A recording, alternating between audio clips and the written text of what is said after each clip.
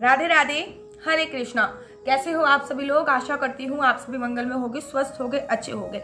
अगर आप वृंदावन आते हैं और रेगुलर आते हैं तो आपको इन बातों का कुछ ध्यान रखना आवश्यक है, जो बातें आज मैं आपको बता रही हूँ। बड़े सारे लोग जाने अनजाने में ये सारी गलतियां कर देते हैं, लेकिन अगर आप वृंदावन आ रहे हैं तो इन बातों का ध्यान रखेंगे तो आपको वैसे भी बिहारी जी के दर्शन का फल मिलता ही मिलता है।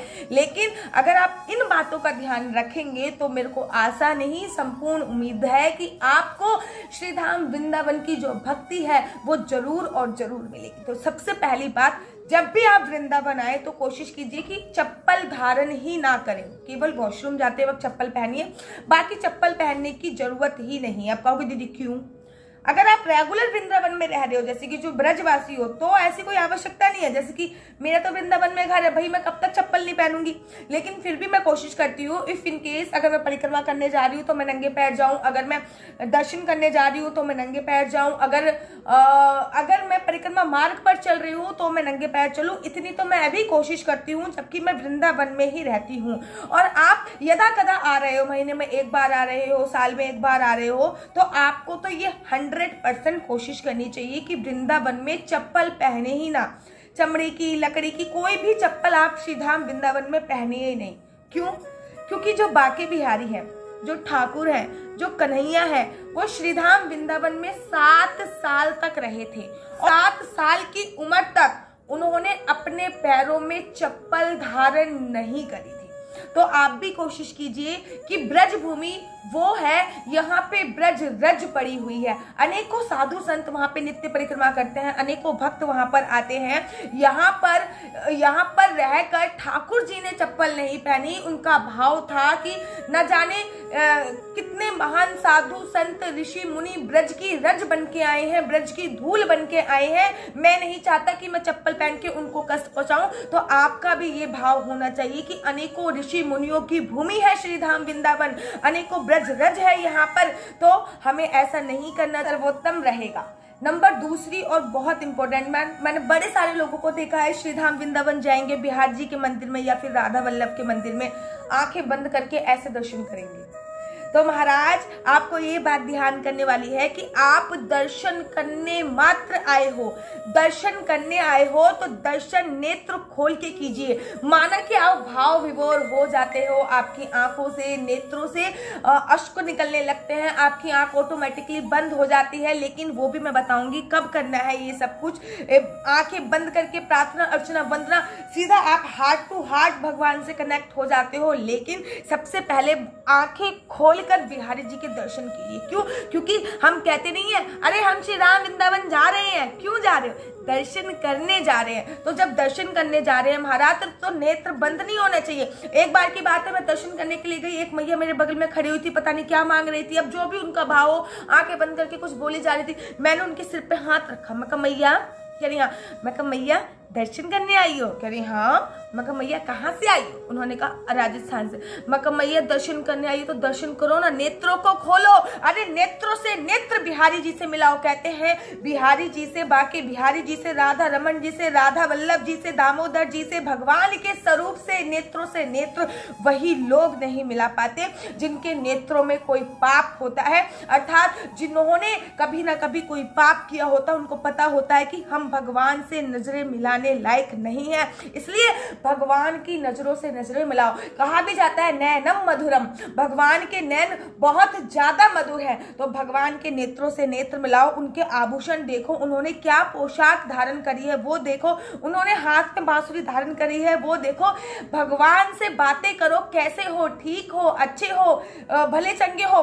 भगवान हमेशा कहते हैं कि कभी भी आप मेरे पास आ जाओ, बिहारी जी आ जाओ, राधा वल्लभ आ जाओ, राधा दामोदर आ जाओ, राधा रमन आ जाओ, भगवान तो खड़े हैं हाथ फैलाए। भगवान हमेशा बोलते हैं कि मैं तो हाथ फैलाए खड़ा हूं। भक्त कभी मेरे पास कभी मेरे से मिलने भी आया करो, हमेशा मांगने ही आते हो। तो जब भी दर्शन करने जाओ आंखें खोलो। फिर कहोगे दीदी हम ये भाला भाव जब हमारे मन में आ जाता है कि हम बैठे कुछ देर अपनी मन की बात बिहारी जी से कहें, हमारी आंखों से आंसू निकल रहे होते हैं, तो उस टाइम क्या करें?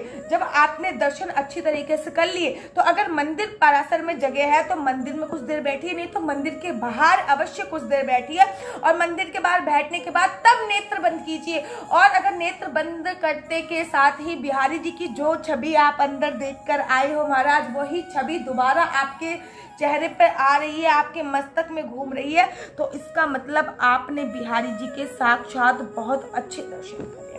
तब मांगिए जो मांगना है, तब कहिए प्रार्थना जो करनी है, अरे तब चिंतन मनन जो भी करना है तब कीजिए। तीसरी और बहुत ज्यादा आवश्यक बात है जो मैं आप लोगों को बोलना चाहती हूँ, श्री धाम वृंदावन अगर आप जा रहे हो तो कोशिश कीजिए कि वहां पे बहुत सारे ब्यूटी पार्लर है। मैं देखो ब्रजवासियों की बात नहीं कर रही हूँ, जो श्री धाम वृंदावन में रह रहे हैं मैं उनकी बात नहीं कर रही हूँ, जो ब्रज में बस गए हैं मैं उनकी बात भी नहीं कर रही हूँ। भैया उनको तो अपना डेली नित्य नियम का पालन करना पड़ेगा, लेकिन बहुत सारे लोग मैंने ऐसे देखे हैं कि अरे भैया मंदिर बंद है अभी तो, अरे नाई की दुकान मिल गई है या फिर बाबर की दुकान मिल गई है, बाल कटवाने वाले की दुकान मिल गई है, चलो यहीं पे जाके आज केस ही कटवा डालें। केस कटवाने के लिए है तो सारासर बालाजी, वहां पे जाइए, बालाजी पे अपने केस दान कीजिए। श्री धाम वृंदावन में कोशिश कीजिए कि आप अपने बाल ना कटवाएं, किसी भी प्रकार से नाखून ना काटे, बाल ना काटे। क्यों? क्योंकि जब तक भगवान श्री धाम वृंदावन रहे थे उन्होंने कंघी का भी उपयोग नहीं किया था, वो अपने केश काटते भी नहीं थे, काटना तो बहुत दूर की बात है।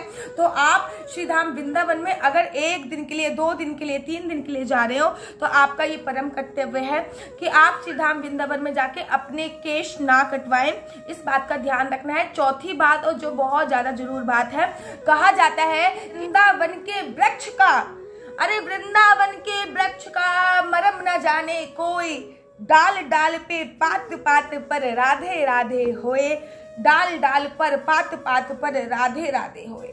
कहते हैं कि जब भगवान श्रीधाम वृंदावन छोड़कर जा रहे थे, श्रीमद् भागवत महापुराण में बड़े बड़े अक्षरों में वर्णन आया है कि जब भगवान वृंदावन छोड़कर जा रहे थे तो श्रीधाम वृंदावन की हर लता पता, हर पेड़ रो रहा था, हर पेड़ रो रहा था। चैतन्य महाप्रभु ने बोला है कि श्रीधाम वृंदावन जाओ तो कभी पेड़ के नीचे बैठकर बिहारी जी की चिंतन मनन मत करने लगना। बोले क्यों?